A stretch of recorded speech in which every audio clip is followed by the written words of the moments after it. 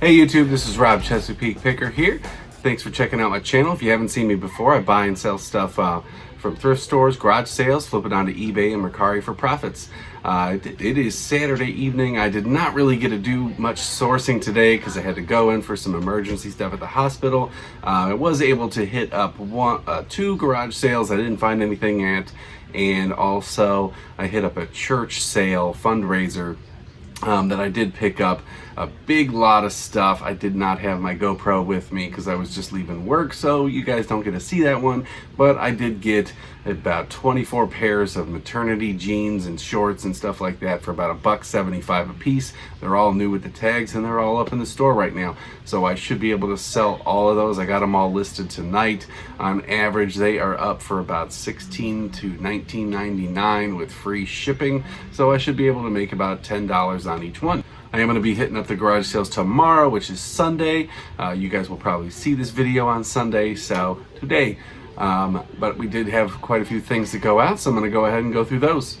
First up, I got these Logitech speakers. These were from my house. We had these. They've just been kind of sitting in a cabinet unused for a while. I sold them for $6.99 plus shipping, but the buyer lived in the Outer Banks, which is very close to where I live, and was going to be here at Virginia Beach this weekend and wanted to know if he could just meet up. So I figured, what the heck, we met up at a grocery store parking lot, and that was my first local pickup from eBay.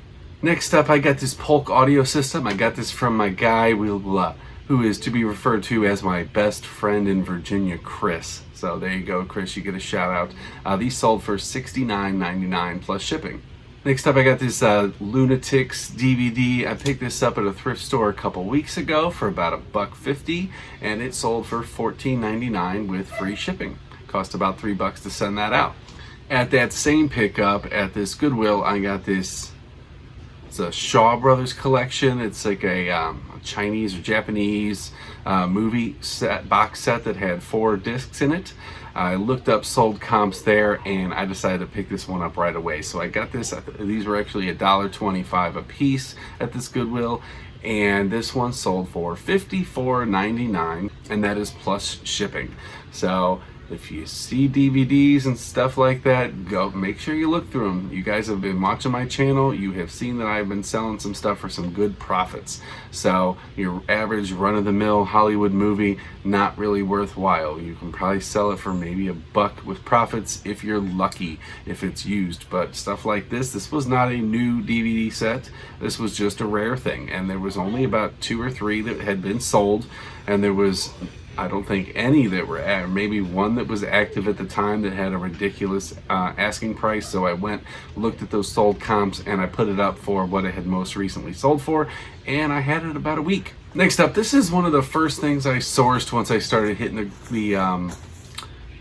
the thrift stores pretty heavily once they reopened. I got this Harley Davidson windbreaker jacket. I think this was about just under $9 that I paid for it. I did put it up pretty heavy to start with, for $99.99, and you know, I had a lot of viewers and stuff like that, but I wasn't really getting any big interest on it, so I dropped the price down to what the sold comps are really supporting, which was about $75, and I sold this for $75 plus shipping. So that is a nice hefty profit on just these last 2 items with about $10 spent, so pretty good on those. A couple weeks ago, I was at a garage sale and I picked up some records. I did talk about that in one of my past videos. This was the Moody Blues. I lotted these up for $15. There's 4 records. I thought I had plus shipping, but I guess I did free shipping on this. So, but we still made a profit. I spent $15 all in all for the records, and this is the first of that lot to sell. I still have probably about 10 more left. So everything else after our next sale, we're kind of in the profit on that. Another record going out. This is a Kenny Rogers Greatest Hits. I picked this up at the estate sale where I've talked about all of the records and tapes that I've been selling. This one sold for $5.99 plus shipping. Not a big seller, but I will take it. Next item, this was from another garage sale I hit up. I talked about this in another video. I'd only gotten 2 things of Monopoly. These were brand new, sealed in the package. This was a Star Wars Monopoly. I have $10 into it, and it sold for $29.99 plus shipping. Another one of those books, the That Was Then, This Is Now by S.E. Hinton. Went through almost all of these. I originally, I think I had said I had 18 books, but I actually had more like 30 of them. I have one left, and this sold for $1.99 plus shipping. So all in, when this is all said and done, I will profit about $50 on this $5 investment. So took a while to get there, but it was still worth the effort for me. Another one here from my buddy Chris. This was a Wii system.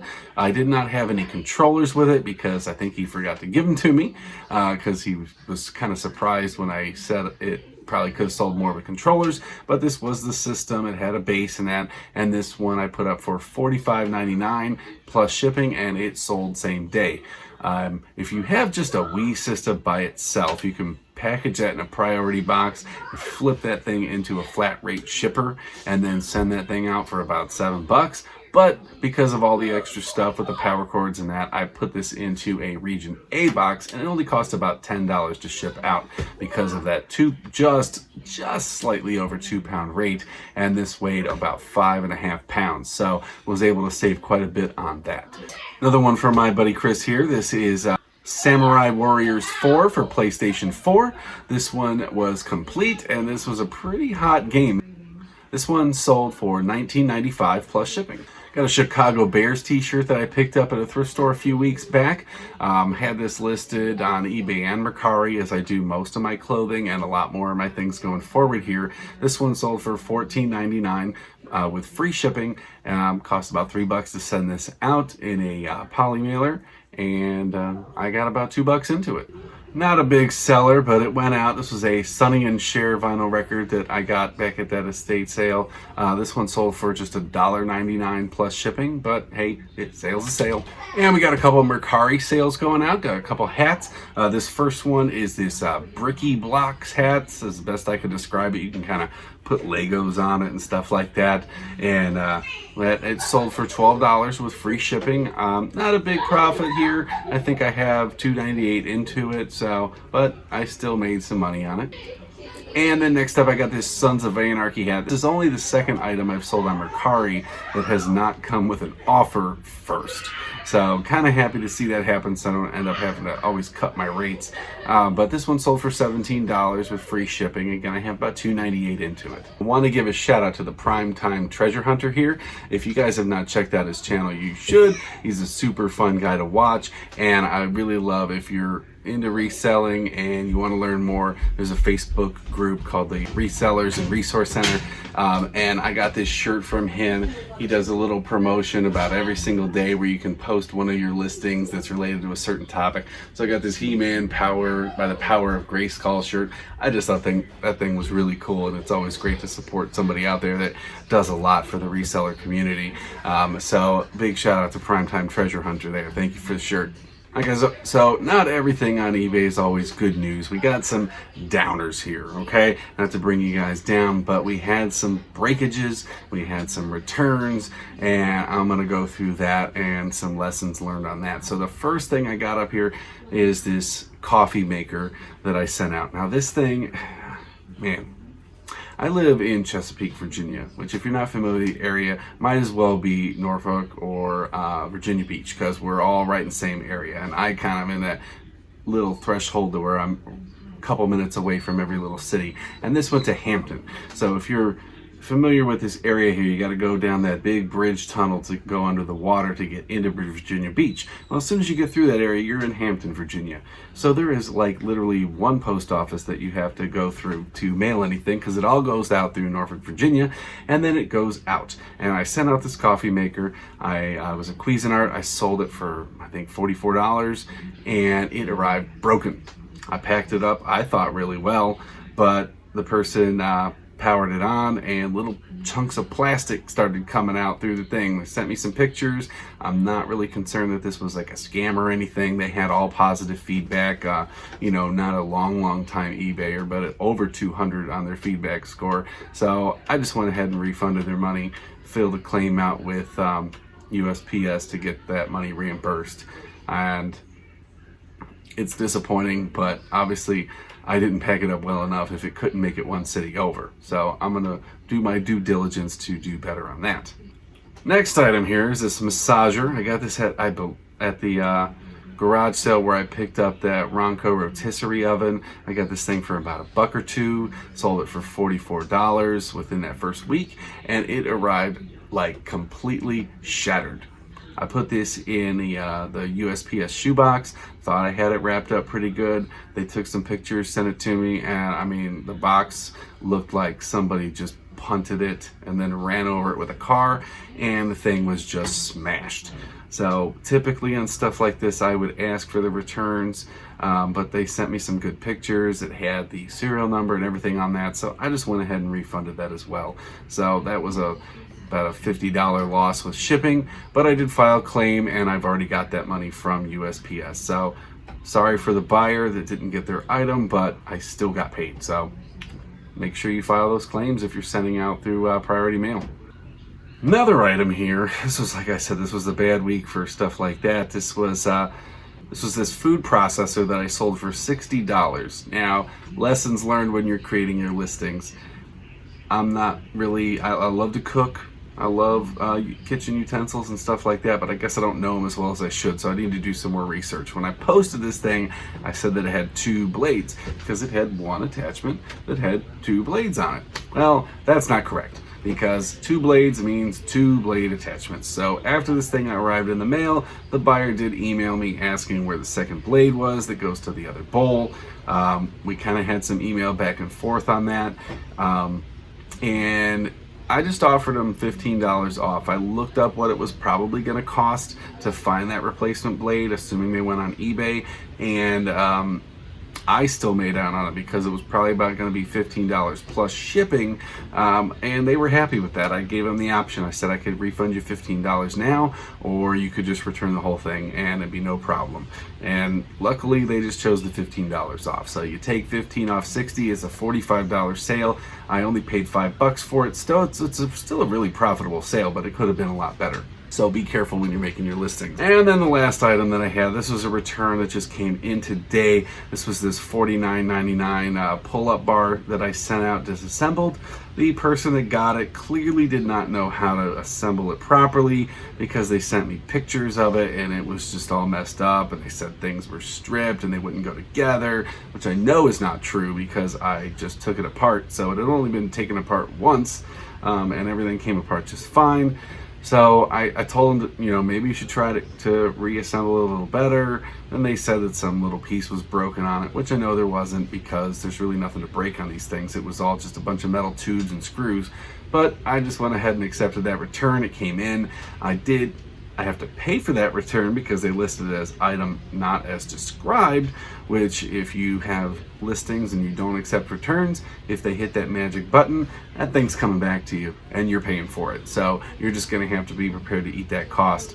I reached out to eBay on it though, and they said that if I reassemble it when it comes in, take some pictures, send it to them, that they will overturn the return postage that I had to pay for and charge that back to the buyer. So probably going to put that back together on Monday, because tomorrow I plan on hitting up some garage sales and sourcing, so I'm not going to have time for that, but we're going to get that out. I may relist that. I may give it back to my buddy Chris. He's the one that gave me all that stuff to sell, and he thinks maybe he's going to use it now with the P90X, so we'll see.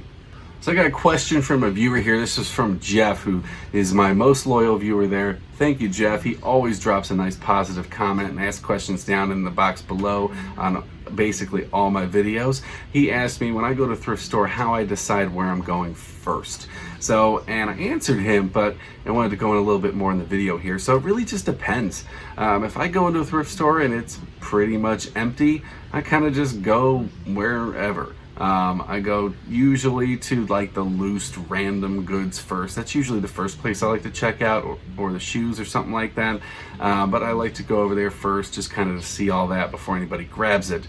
If the place is kind of packed, I kind of go where the other people aren't.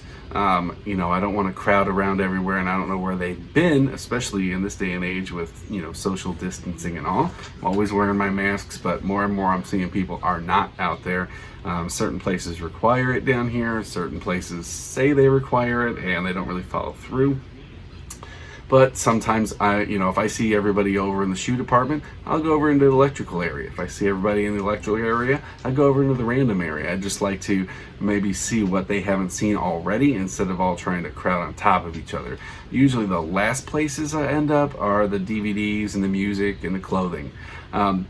For the most part, all that stuff is still going to be there, especially when it comes to clothing. I mean, you do have people that go through and flip through, but they might not be looking for the same things I'm looking for, because I'm not really there looking for, Ralph Lauren polo shirts and things like that. I mean, I'll sell them if I see them come along, but you can look through my store and you're not going to see a whole lot of that stuff. Most of my stuff that's clothing related is sports, and now that I got all those maternity clothing, that's sold. I know that maternity clothing will sell, because when I had my own resale store, we sold babies and kids stuff and maternity clothes, and I used to sell all that stuff on eBay as well. So there's a lot of competition out there, but being that all these things were new with tags and stuff like that, they're all gonna go. They're not the top of the line, they're the Target brand stuff, but it's still gonna sell because I'm selling it for about $10 cheaper than Target is, and I only paid $1 for it. Another question, this was a in-person question from my friend Corey from work, who is also dipping her toes into reselling. She asked about a return. We were at a garage sale together. She bought this shirt that she listed, sold, everything was good, and the person said they wanted a refund and a return because something was frayed on the seam.